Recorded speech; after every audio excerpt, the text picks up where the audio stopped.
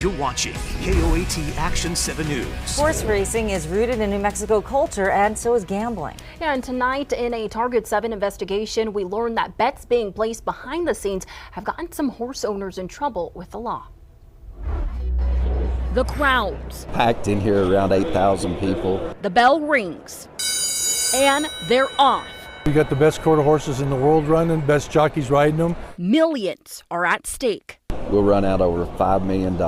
And while these horses are racing, people are behind the grandstand betting. People that choose to wager on horse races can visit any one of our racetracks almost 365 days a year to place wagers on horses. Ismael Trejo is the executive director of the Horse Racing Commission. Our facilities are open not only for live racing, but they import signals from different racing jurisdictions around the country. Betting on horses has been in New Mexico since the 1940s when it was first legalized. At the time, it was illegal in Texas, and that pushed horse racing into the land of enchantment. It's woven into the fabric of our culture here. But there are a lot of rules when it comes to gaming. That there are statutes in play to protect this industry. Normally people come to the track and they look at a book of all of the races. It has all of the information on the horses. You can make bets at a teller or an ATM, and you are given slips like these of your bets. How much you win depends on how much other people bet for or against your horse. You are not betting against the house like you are when you're sitting at a blackjack table.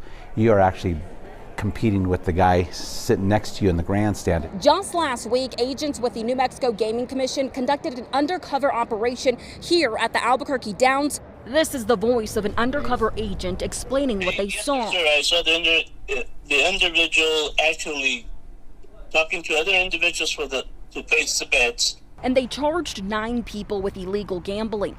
According to court documents, they were making bets but not going through the tellers. Investigators say they caught one of them with $13,000 in cash. These are all petty misdemeanor charges, though. These are the lowest level charges you can have in the state's criminal system. KOAT legal expert John Day says the suspects face little punishment. Most they could get, if there's a conviction on one of these, would be 6 months in jail. These are not felony charges. But it's more serious than that when it comes to the horses. Target 7 learned that 2 suspects are horse owners. Those owners have 15 horses racing throughout New Mexico. If they're coercing their jockeys to not ride honest and true, and they're taking wagers, it's not a good mix at all. It's similar to, you think back to things like Pete Rose betting on baseball, or anytime there's a professional athlete betting on their own games, their own sport, they get punished by the sport, the authority that runs the sporting body. So the state took action. We froze their horses, so their horses cannot compete anywhere in this country now until this investigation and these criminal charges come to a complete adjudication. System, do you swear to tell the truth, the whole truth, nothing but the truth? Yes, sir. Target 7 was there when the 2 horse owners, Luis Iturralde and Jorge Ruiz, faced the commission, which was deciding whether they could race while their criminal case was still pending.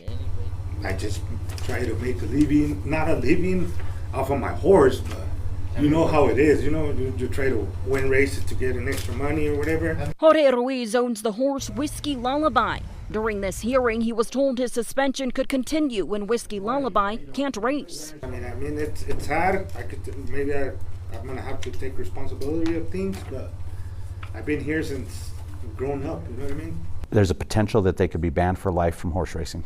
Oh, wow. Absolutely. And Trejo said they could also face felony charges for violating the state's Horse Racing Act. They plan to file a report with District Attorney Sam Bregman, who's also a former horse racing commissioner. This is very serious, and it's serious because, one, they're participating in an illegal betting operation at a racetrack. If they're taking wagers as bookmakers and their horses are actually running in our races, what kind of activity could that lead to? And it's unknown if the horse owners were betting on their own horses. State officials tell us they are still investigating illegal horse betting operations throughout the state.